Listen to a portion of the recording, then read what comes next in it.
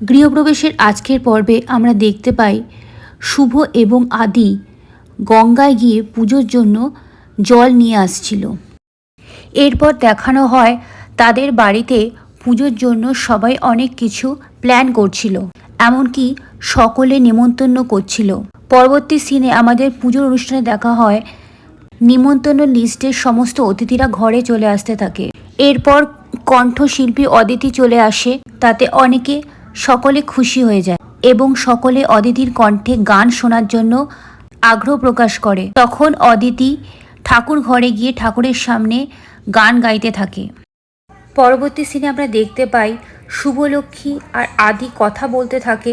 শুভলক্ষ্মী দেখে বাড়ির সামনে আলপনাতে কে যেন কিছুটা ইচ্ছা করেই নষ্ট করে দিয়েছে।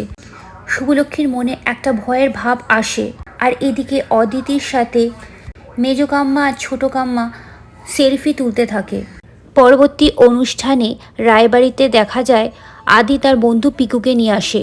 এরপর পিকুও সকলকে গান শোয় আর সবাই আনন্দে মজা করে নাচতে থাকে। এরপর ওখানে কাঞ্চনকে দেখা যায়। কাঞ্চন হলো রায় পরিবারের প্রতিবেশী।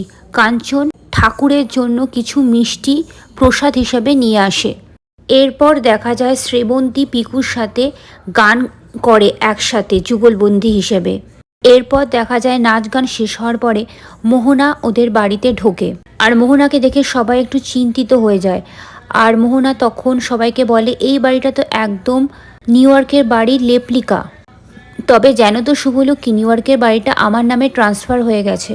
তোমরা তো আমাকে নিমন্ত্রণ করনি, আমি তাই নিজেই এখানে চলে এলাম। এরপর মোহনা সকলকে বলে সবার জন্য একটা নিউজ আছে। এই বলে সে বলে শুভ আমার সাথে কম্পিটিশন করতে চায়।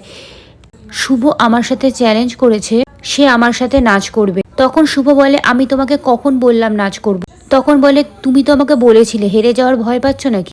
তখন মোহনা শুভলক্ষ্মীকে বলে, দেখো শুভলক্ষ্মী, আমি যদি এই নাচ কম্পিটিশনে জিতে যাই তাহলে আমি যা চাইবো তোমাকে দিতে হবে। এই কথা শুনে পূরবী শুভকে বলে, তুই কি পাগল হয়ে গেছিস? তুই এই অবস্থায় নাচবি? এই কথা শুনে শুভলক্ষ্মী পূরবীকে বলে, আমার কোনো অসুবিধা হবে না, তোমাদের সবার আশীর্বাদ আমার উপর আছে। এই বলে শুভ এবং মোহনা নাচতে থাকে। এক পর্যায়ে মোহনা হেরে যায় শুভর কাছে। শুভকে জিতে দেখে সকলেই খুশি হয়ে যায়। অন্যদিকে আদিকে দেখানো হয় সে কাউকে একটা ফোন করছিল আর দ্রুত আসার কথা বলছিল। পরবর্তী সিনে মোহনাকে দেখানো হয় সে সকলের আড়ালে লুকিয়ে ঢাকের মধ্যে বোম সেট করে যায় আর মনে মনে বলে, সকলে যখন ঢাক বাজাবে আমি শিওর তখন পাগলামি করে শুভ ঢাক বাজাবে। অন্যদিকে শুভ ঠাকুরের কাছে প্রার্থনা করছিল সবকিছু বিপদ যেন শেষ হয়ে যায়। মোহনা দেখে পেলে আর তখন বলে, তুমি যতই প্রার্থনা করো তোমার ঠাকুর তোমাকে এই বিপদ থেকে বাঁচাতে পারবে না। পরবর্তী সিনে মোহনাকে দেখানো হয় যে সে সকলের আড়ালে লুকিয়ে ঢাকের মধ্যে বোম রেখে দেবে আর মনে মনে ভাবতে থাকে যখন সবাই ঢাক বাজাবে নিশ্চয়ই শুভলক্ষ্মীও পাকামি করে এসে ঢাকটা বাজাবে আর ঠিক তখনই সব শেষ হয়ে যাবে। এরপরে মোহনা আদিকে বলে, আমাকে একটু এগিয়ে দিয়ে আসো। তখন আদি মোহনাকে এগিয়ে দিতে যায়। তখন মোহনা আদিকে বলে, তোমাদের বাড়িটা খুবই সুন্দর। এদিকে মোহনা ঢাকের আওয়াজ পেয়ে আদিকে বলে, দাঁড়াও। এরপর তার ব্যাগ থেকে বোমের রিমোটটা বার করে আর সে খেয়াল করে যে এই রিমোট কোনো কাজ করছে না। আর তখন সে রিমোটটা খুলে দেখে তার ভেতরে ব্যাটারি নেই। এইদিকে অন্যদিকে শুভকে দেখানো হয়। শুভ যখন ঢাকের কাছে যায়, ঢাকে সবকটা ঢাক যখন দেখে তখন দেখে একটা ঢাকে স্বস্তিক চিহ্ন করা নেই, অথচ সে সবকটা ঢাকই স্বস্তিক চিহ্ন করেছিল।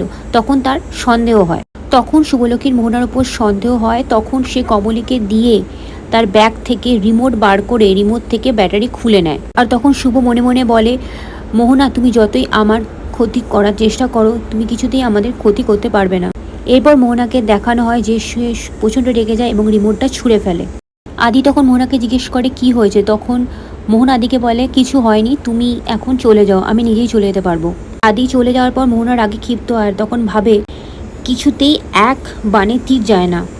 এরপর পরবর্তী সিনে আমরা দেখতে পাই আদি দইয়ের হাঁড়ি ফাটাচ্ছে, সকলকে নিয়ে নাচ গান করে, ঢাক বাজায়।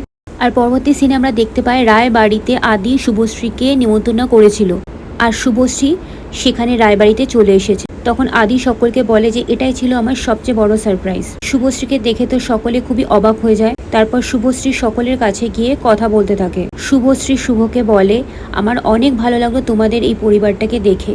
তুমি এত কষ্ট করে পরিবারটাকে একসাথে করে রেখেছো, আমার খুব ভালো লাগলো তোমার এই পরিবারকে দেখে।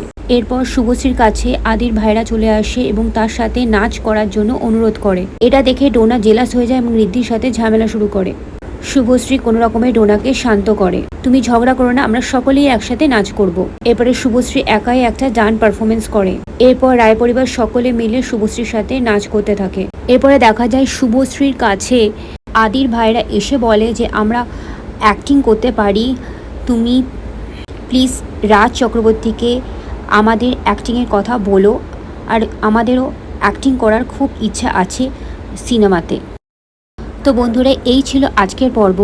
পরবর্তী পর্ব দেখার জন্য অবশ্যই আমার চ্যানেলটাকে সাবস্ক্রাইব করে রাখবেন। খুব তাড়াতাড়ি চলে আসছি নেক্সট পর্ব নিয়ে। পুরো ভিডিওটা দেখার জন্য ধন্যবাদ সবাইকে।